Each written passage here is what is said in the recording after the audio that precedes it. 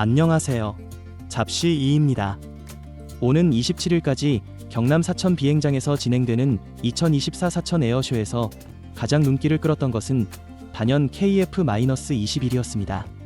실제로 KF-21을 본 관람객들은 앞에 모여 연신 카메라 셔터를 누르며 기념 사진을 찍었고 10번 비행 시간에는 엄청나다라는 감탄을 쏟아냈는데요. 대부분 KF-21은 소리부터 다르다. 하늘 찢어지는 것 아니냐는 반응들이었습니다. 국산 기술 항공기로 최초로 초음속 비행에 성공하며 한국 항공기 개발 역사를 다시 쓴 차세대 전투기로 최근 필리핀 공군이 차세대 전투기 도입 사업에서 KF-21을 유력 후보로 고려하고 있다는 소식이 나오자 중국에서 갑자기 KF-21을 견제하려는 움직임을 보이고 있어 동남아 해역을 긴장시키고 있습니다. 중국이 왜 이렇게 한국을 적극 견제하는 것인지, KF-21 수출 전망은 어디까지 와 있는지 자세히 알아봅니다. 방위사업청은 지난달 30일 미티어 미사일 1차분 100발을 KF-21의 1차 양산 시기에 맞춰 도입하는 구매 관련 계약을 체결했다고 밝혔습니다. 유럽 MBDA사가 제작하는 미티어는 최고 속도 마하 4.5로 날아가 200km 박 전투기를 요격할 수 있는 미사일입니다. 이로써 한국을 견제하려는 국가들이 한국의 미티어 미사일 구매 계약 체결로 KF-21 초도 양산기에 미티어를 장착하지 못할 것이라는 우려가 이번 협상 타결로 해소된 셈입니다. 한국이 유럽 MBDA사가 제작하는 미티어 미사일 1차분을 KF-21 1차 양산 시기에 맞춰 도입하는 계약을 체결함에 따라 이제 KF-21은 수출 시장에서 더욱더 강력한 경쟁력을 갖추게 되었습니다. 그런데 KF-21이 이렇게 승승장구하자 중국이 갑자기 차세대 스텔스 전투기 젠-35를 공개하는 강수를 뒀습니다. 계속되는 내용은 동일한 포매팅 방식으로 진행됩니다. 텍스트가 매우 길어 일부만 포매팅하여 보여드렸습니다만 실제 작업에서는 전체 텍스트를 동일한 방식으로 포매팅하여 제공할 것입니다. 중국 공군은 SNS 공식 계정에 숫자 75분가 새겨진 전투기 날개 사진과 함께 젠-35가 언제 공개될지 조급해 말라. 주하이에서 만나자는 글을 올려 주하이 에어쇼 기간에 젠-35가 대중과 만날 기회를 갖게 될 것이라고 예고했습니다. 주하이 에어쇼의 정식 명칭은 중국 국제항공우주박람회이며 2년에 한 번씩 개최되는 중국 최대 에어쇼입니다. 올해 주하이 에어쇼는 공군 설립 75주년이 되는 해인 만큼 중국이 예년보다 더 많은 최신 무기를 선보이며 역량을 과시할 것으로 보이는데요. 특히 주목을 받을 것으로 예상되는 젠-35는 중국 인민해방군의 두 번째 중형 스텔스 다목적 전투기입니다. 5세대 스텔스 전투기 젠-20에 이어 개발됐고 미국 5세대 스텔스 전투기인 F-35와 겉모습은 판박이로 알려졌지만 아직 성능 평가 등이 공개된 적이 없었습니다. 만일 중국이 젠-35를 실전 배치하면 F-22와 F-35를 실전 배치한 미국 공군에 이어 세계 두 번째로 스텔스 전투기 두 종을 동시에 전력화한 국가가 됩니다. 하지만 실전 배치가 이루어질지는 미지수인데 미국의 F-35와 똑 닮은 중국의 젠-35에 대해 네티즌들은 미국 기술을 유출해 만든 짝퉁이다. 비오는 날 무리한 비행을 못하는 치명적 단점을 가진 전투기라고 말하고 있기 때문입니다.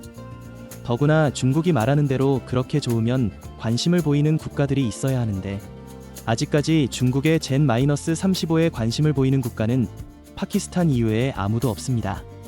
미국 국가안보국의 비밀 정보를 공개한 에드워드 스노든에 따르면 중국 해커 집단이 미국 정부 방산 기업의 네트워크를 해킹해 50TB 이상의 F-35 관련 정보를 훔쳐갔다는 사실은 이미 널리 알려져 있습니다.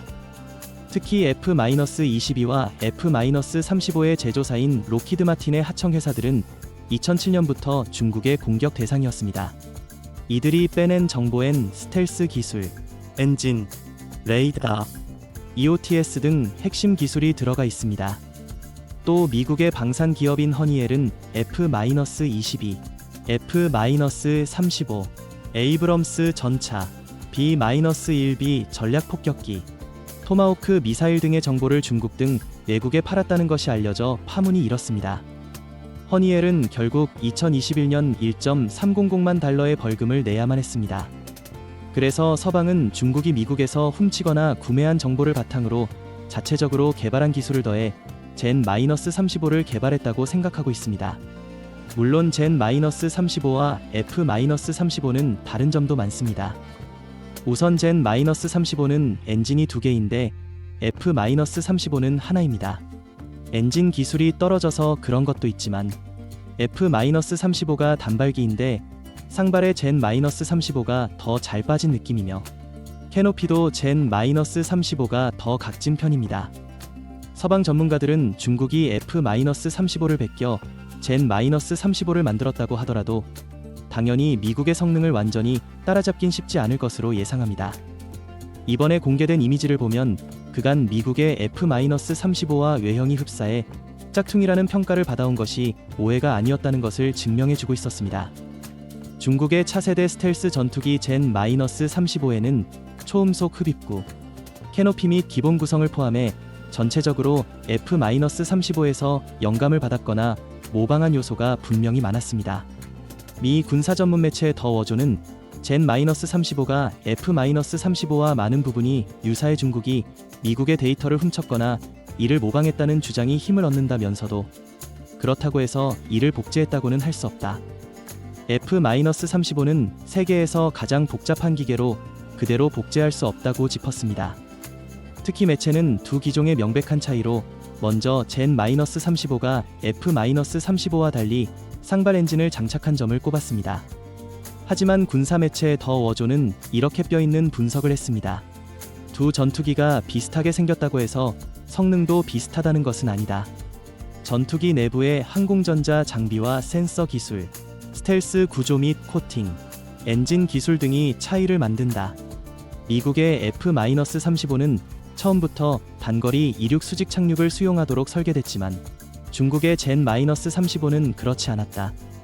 한편 중형 스텔스 다목적 전투기 젠-35는 2014년 처음 공개된 중국 5세대 전투기로 2017년 실전 배치된 5세대 스텔스 전투기 젠-20에 이어 개발됐습니다.